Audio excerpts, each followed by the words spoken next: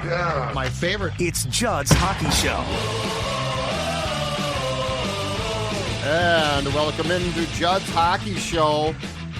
Obviously, we last talked to you after the Wild lost in game, what would have been 4 on Saturday against the Golden Knights. They'll play again now. I believe it's at 8:30 on Tuesday in game 5 and hope to go up 3-2 in that series. Plenty to get to, though, just as far as the cleanup off of what transpired in game 4. But before I do that, I want to tell you that if you are going to a game at the X, a Wild game, I got the perfect spot for you to stop pregame.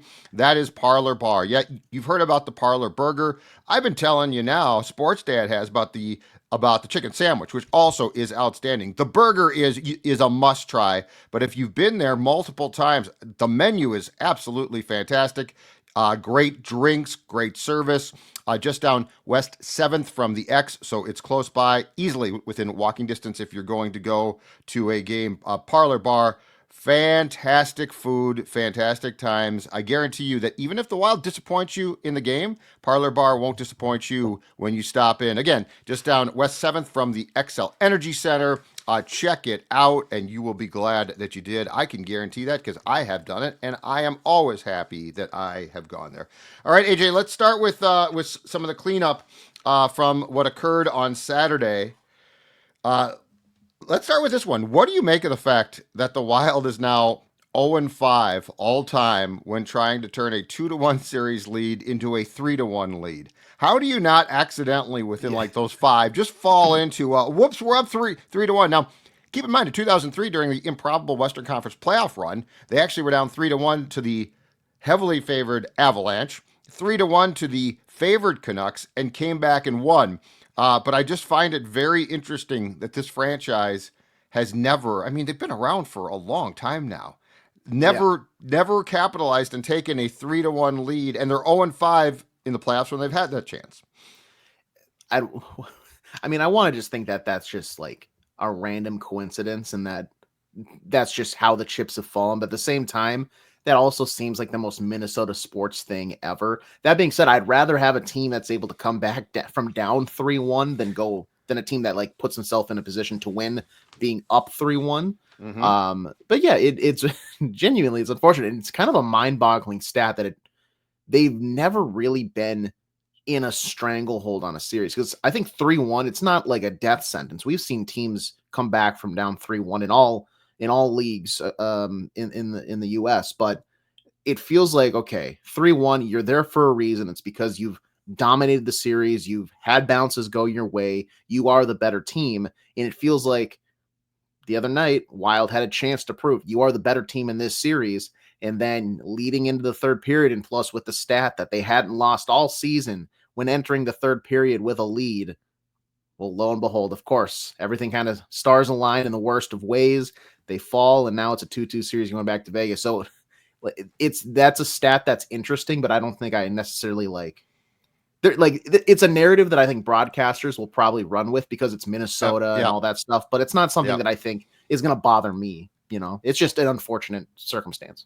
Yeah, it's just it's a little bit odd. And the thing that's built up a little bit too is, and I think where it becomes at least semi, because I agree with you, big picture, it's a lot of different teams, but where it becomes semi-relevant is the fact that, you know, it's in more recent years that this team has taken leads. Mm-hmm. So this is the 5th straight postseason that they have held a lead in a series, but that they have not capitalized. Well, I should say the 4 before this, they have not capitalized. They've lost. At some point in time, you do have to get past that. Where I will say I do think there is a difference here, and he has not had first round success, so I might end up being completely wrong, is it does feel like the structure and the attitude under John Hynes is a little bit less uptight.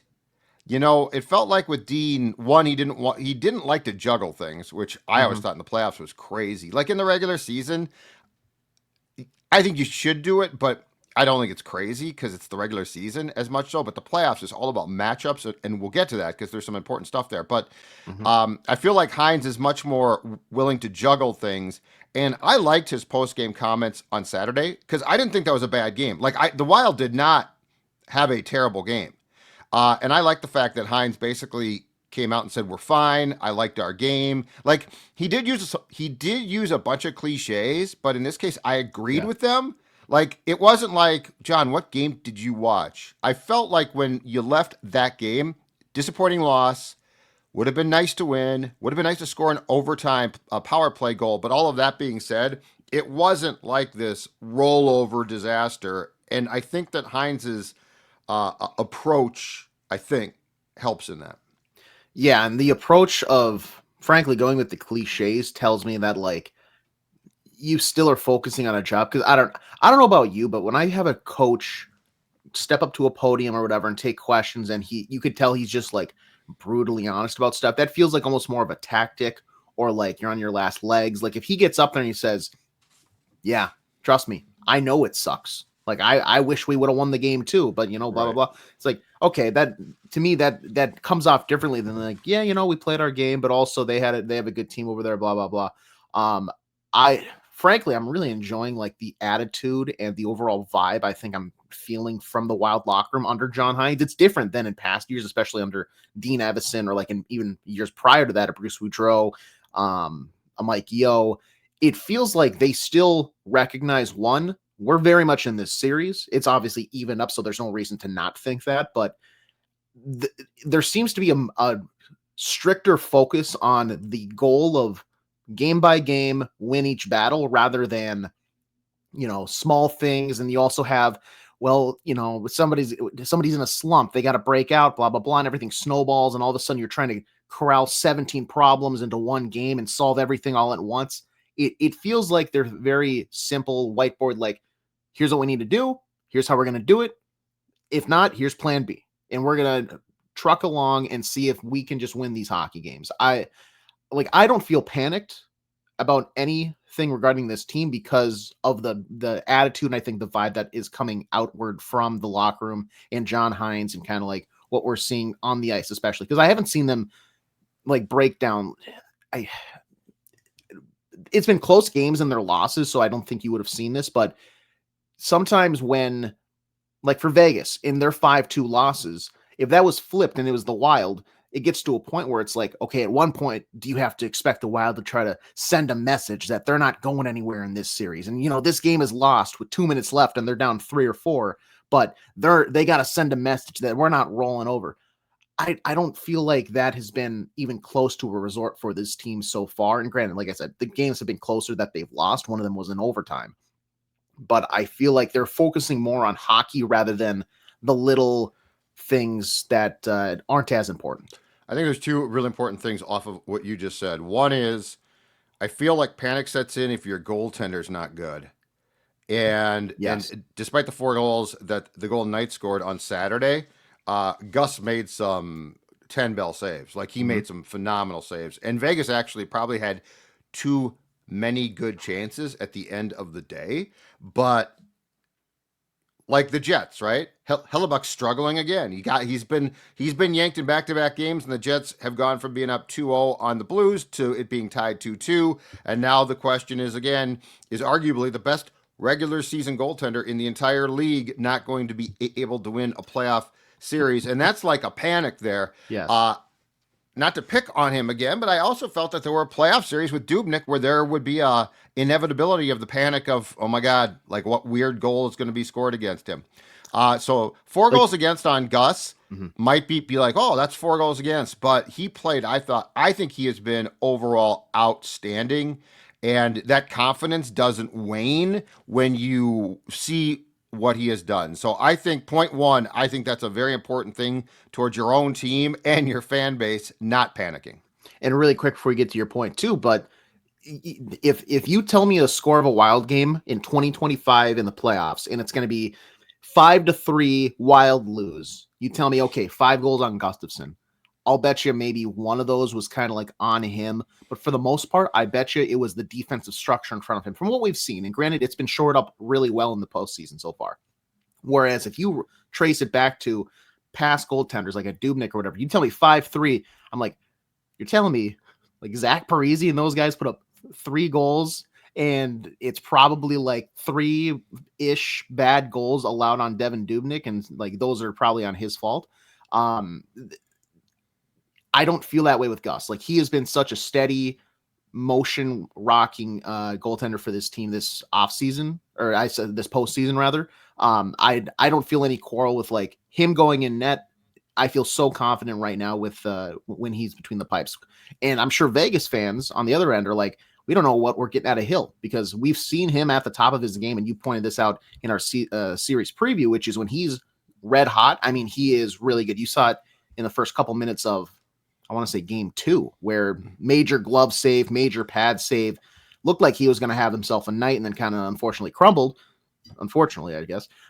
Whereas Gus, I mean, it's been such a consistent, like, it's a metronome. It's like, he's not going to rush. He's not going to drag. He is just his worst right goal in tune. was the Theodore goal in game 3, which the Wild won. So like that was a terrible goal. But again, he didn't, the most important thing, and I feel like Hill struggles with this. When Hill lets in a questionable goal or a goal, it feels like it affects him. Now, he did, to his credit, play very well in game 4. But with Gus, the Theodore goal was absolutely dreadful. But then he came back and played great. So, like, you can let in a bad goal because you can still win. The most important thing is that one bad goal doesn't become 3 bad goals. The other thing I think has been just so important, we talked about this, I think, after game 1 too, but it was another storyline again in game 4, was the Wild's, the fact that John Hynes clearly has told his players, do not discuss officiating. And so, like, questionable calls. Now, the Wild got a power play in OT. So a lot of that, like, I'm sure the Vegas fans were mad about that or something. So anyway, it goes back and forth. But, complaining and harping on officiating, to me, this time of year is such a waste of time. Because, and I'm sure if John Hynes is not pleased, there are private discussions with the officiating supervisors behind the scenes. And that's fine. But, the reporters, to their credit, have been trying to get the players to talk about blown calls, and there were certainly some both ways on Saturday. Probably For sure. The Wild didn't get a lot of favors, but I love the fact that they've been told, basically deflect the question and keep your mouth shut, because that would not help you, and that feels like the old Wild of sort of whining and the woe is us. Because when you start to talk about officiating, then it's everything is going against you. And that is such a weak mindset. So if the fans want to complain, sometimes they complain about things they shouldn't, but if the fans want to complain, that's their prerogative. But when hockey players start to complain, it gets to me, because that shows that you're weak. And John Hynes has clearly said, you are, I don't care who you are to basically deflect the question and say, we like to play 5-on-5 and everyone's doing a great job. And I mean, I don't think there's zero place for a coach or like a captain, like a leader in the locker room, to call out a bad call, because I mean, we saw it last year. I want to say in the Panthers run where, like, they at one point in a series in, I think it was the Eastern Conference Finals, like, said, hey, it's tough when we're not getting these calls, or this was missed or whatever.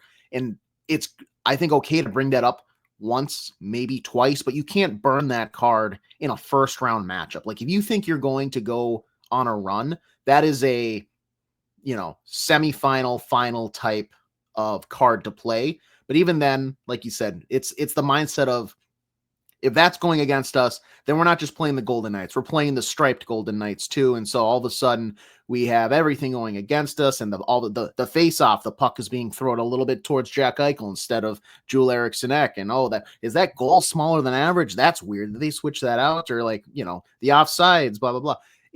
There is stuff that's going to go against you that probably is not called correctly. I mean, if you look at if you look at game 4, I think there was missed calls. I think and by the way, the offsides, onsides thing for Justin Brazeau, I finally saw that. That was interesting. Now that I saw the actual on the line call, there was some bad missed stuff, but at the same time, fans, by all means, go nuts about it. Lose your mind over that stuff. The guy, the 23, 24 names that are either on the bench or scratched, I want serenity. I want peace of mind. I want focused on hockey. And it seems like that's what the Wild are doing so far, which I like. Even if they had a chance to go up 3-1 in the series, but now are 3-2, I'm still in love with that, because it's refreshing from what we've had in past seasons for the Wild. Yeah. And The only thing is, fans, if a guy gets cut, it's a 4-minute penalty, okay?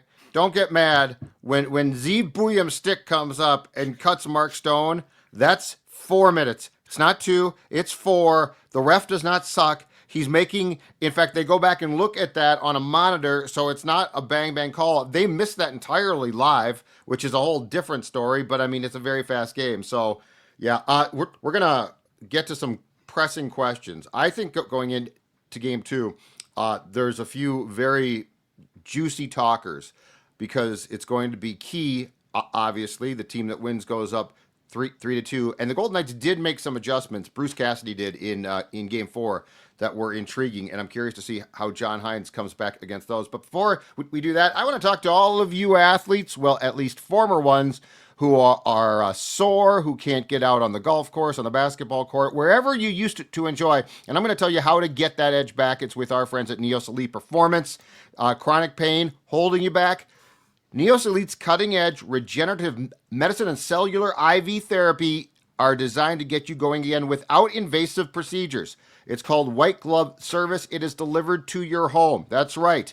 The team at Neos is going to come to you. No trips to the doctors. So if back, knee pain, whatever pain is making everyday tasks feel impossible, stop the suffering. Neos Elite's therapy is designed to reduce pain, restore function, and get you back to doing what you love.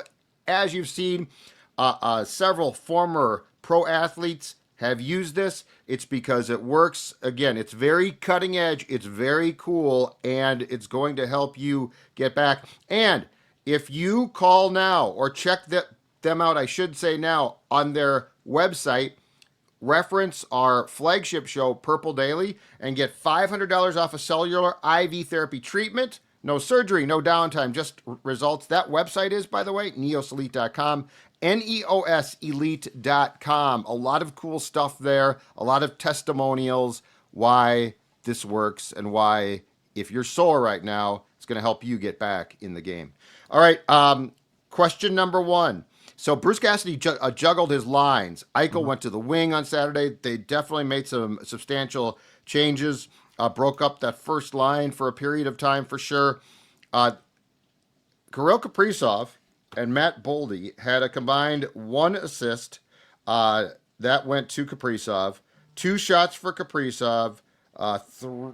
Was it 3 for Bolds? Anyway, how do you get that line, and Kaprizov in particular, but Matt's been fantastic as well. How do you get that line back on track, Age? Because I feel like if you don't get them back to being pretty dominant, it becomes very difficult to win. Kirill Kaprizov's play, Boldy's play in the first 3 games, I don't think there's anyone else on this team that can pick up that slack. Everyone can do their job, and for the most part, they have, aside from a few guys. But how do you get the Kaprizov and Boldy back? What's the adjustment to the adjustment with the Golden Knights now also getting last change at home? I'm going to say you break it up. I'm going to say you drop Boldy down to line 2. Matt Zuccarello goes up to line 1, because I think Matt's game has been pretty solid. And frankly, I've been really, really, really enjoying that second line of Foligno, Hartman, Zuccarello. But you saw in Game 4, they clearly have a plan now to try to shut down what has been the hottest line from Minnesota. Matt Boldy, I think at this level of play, has been a guy that he's not taking a shift off. He's able to drive a line himself, break them up, and throw him on the second line, because Marcus Foligno is playing a certain brand of hockey right now that we haven't seen from him in a long time. Ryan Hartman's playing the best brand of hockey that we've seen from him in years. I think Boldy on that right wing would be just fine, and frankly could complement those two, because now it's 3 guys that want to get to the front of the net. It's 3 guys that aren't afraid to go to the corners. And then, the skill-wise, it's still going to be Matt Boldy. That is the skill on that line, but he at least is able to skill it up enough to where he probably elevates the play of the other 2 enough to where it looks like a more skilled line altogether. And then you're going to have to set a precedent because you don't want the Pass-Happy twins, but I think Kirill, Ek, and Zuccarello, that's still playmaking ability, skill, with how, and granted, I know Eriksson Ek left after taking that Eichel shot. I don't think we've heard anything. It was hopefully just a stinger.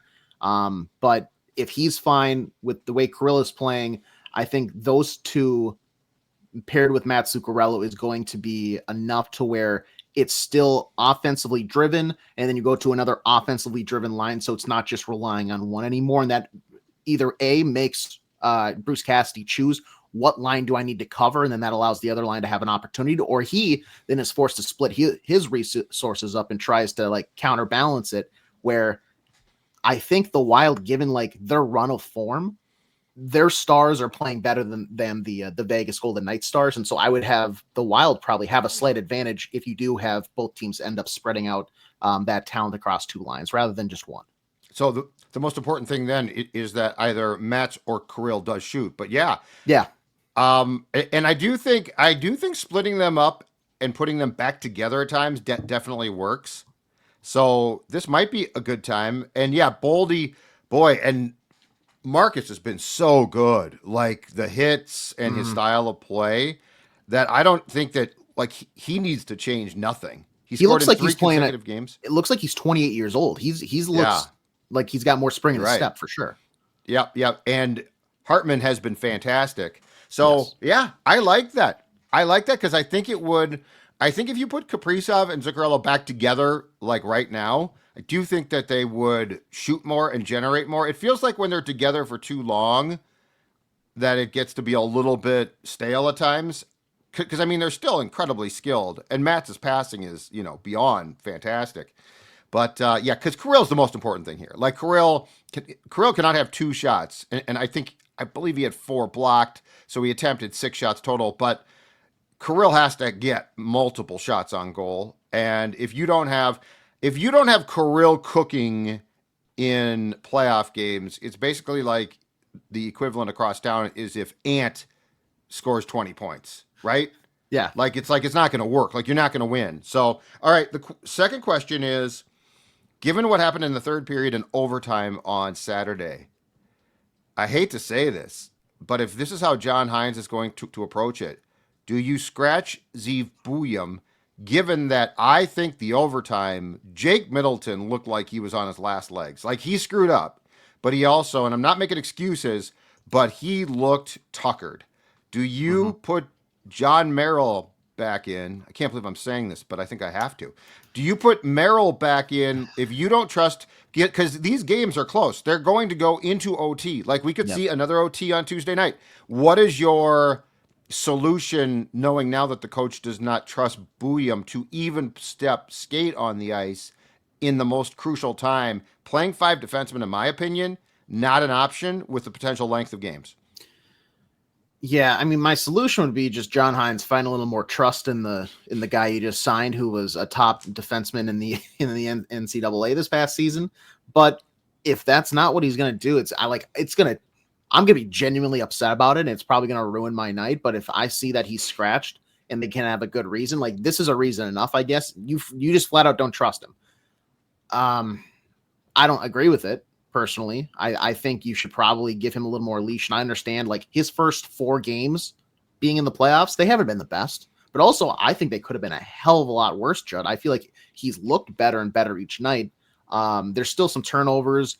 There's still, I think, the mispairing with Zach Bogosian, which we have discussed in length here, and I feel like Jared Spurgeon probably is the better stabilizer, but it's clear that they don't trust him enough to elevate him to a second-line thing, and they're not dropping Jared Spurgeon down to the third pairing. They're probably not bumping up Zach Bogosian to the second by any means, which is probably the bigger indictment there, but I don't like the decision if that's what they go with, but I'm going to have to live with it. I would say you just have to be a little more confident in Zeev Buium.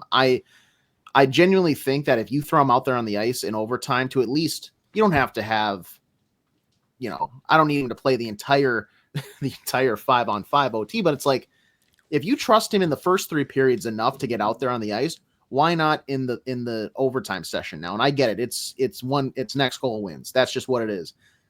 But you could say that about some of the other stuff too. Like there's times in a game where you're throwing out, you're down by 1, and essentially it feels like, okay, if you give up the next goal, you're going to lose this. I wonder if the high stick. I wonder if the high stick played a role. I'm guessing it didn't. I'm guessing he didn't trust him. But when you go through the rest of the time on ice on Saturday for the Wild defensemen, Middleton 29-17, Faber 33-07, Bogosian 15-20. Brodeen 31-32, Spurgeon 28-20, Zeev 13-33. And I just don't know that those numbers, like, there are certain guys you can play nonstop, basically. Yeah. And Buium, to your point before, in the giveaway department, had 2, but so did Jake, clearly. So Spurgeon had 2. And I'm not saying he deserves to play as much as those guys, but if you're not going to trust him to play in OT, I don't think shrinking your defensive core to 5 is a good idea. And I think we saw what happens is you leave certain guys that can't play endless minutes out there to basically make a mistake. And here's the thing too, when you look at like the defensive pairing breakdown, that Brodeen Faber was on ice for 23-25. They had expected on ice goals for 0.94, expected goals against of 1.34. Middleton Spurgeon 18-22. So we're talking about what, 5 minutes or so less. 0.262 on ice expected goals for. Almost no offense there, despite I think the offensive role Jake Middleton has stepped into this season. 1.269 expected goals against. Zeev Buium was out there for 10:39 of ice time in game 4. 0.633 on ice expected goals for. So much more than what we saw out of Middleton and Spurgeon, and expected goals against while they're on the ice, 0.696. If you double their time, they're kind of right in between that Brodeen Faber, Middleton, Spurgeon for like defensive capabilities. I just frankly don't see it. The stats say one thing, and I think the eye test probably says another, but they were also on ice for 2 goals for. Like if you think about it, when you go back and watch the highlights, they score 2 of their goals. You see Zeev Buium getting the like the post goal huddle, and you know he's there. He's on the ice. Same with Zach Bogosian. They're on the ice. They're out there for the goals, helping generate some offense.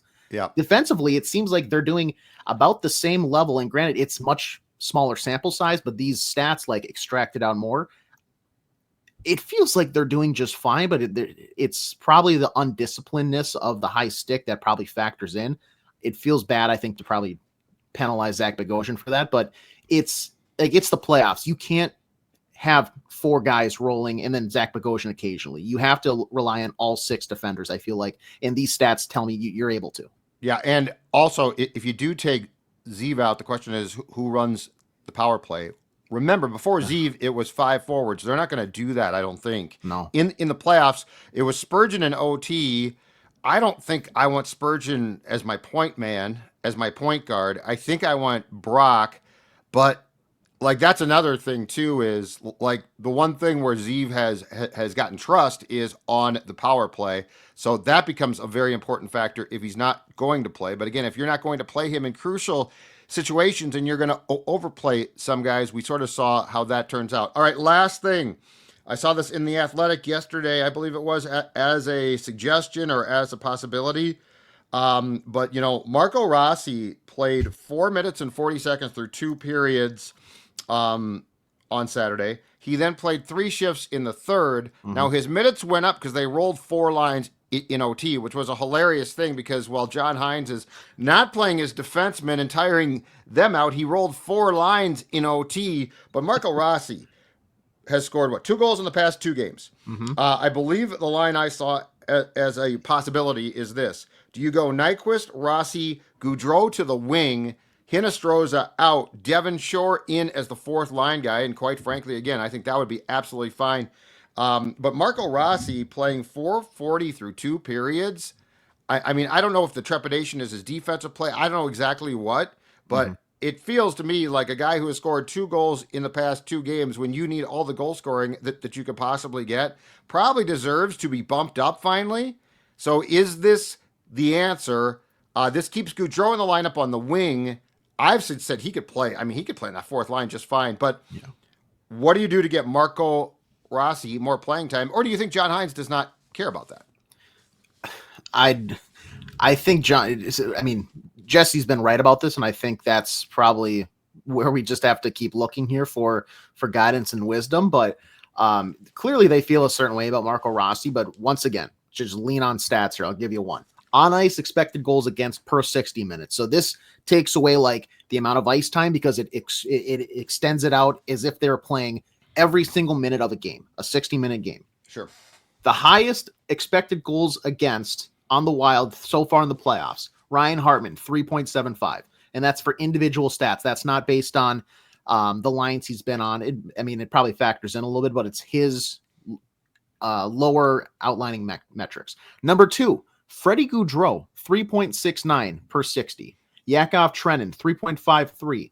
I'm going to skip down a couple. Number 6, Justin Brazeau, 3.23. If I filtered this the other way around, you know who's the lowest number of goals against expected per 60 Rossi. minutes? Marco Rossi with 2.34. We're talking over a goal less. His defensive capabilities are just fine. And when you look at, especially when I say it's probably impacted slightly by the lines, that his 2 line partners, Trenin number 3, Brazeau number 6, they both have 3.53 and 3.23.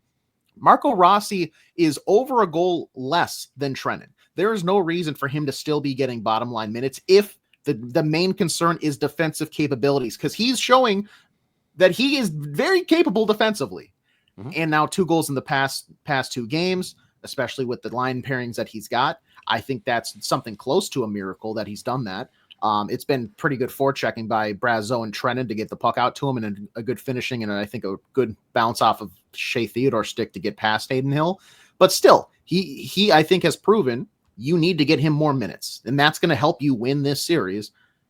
I would say a quick swap, even just get Hartman still second line center, and but then third line, just third line center, and then Freddie Gaudreau, make the most of it on that fourth line, because you kind of fit in right with the defensive capabilities of those other 2 guys.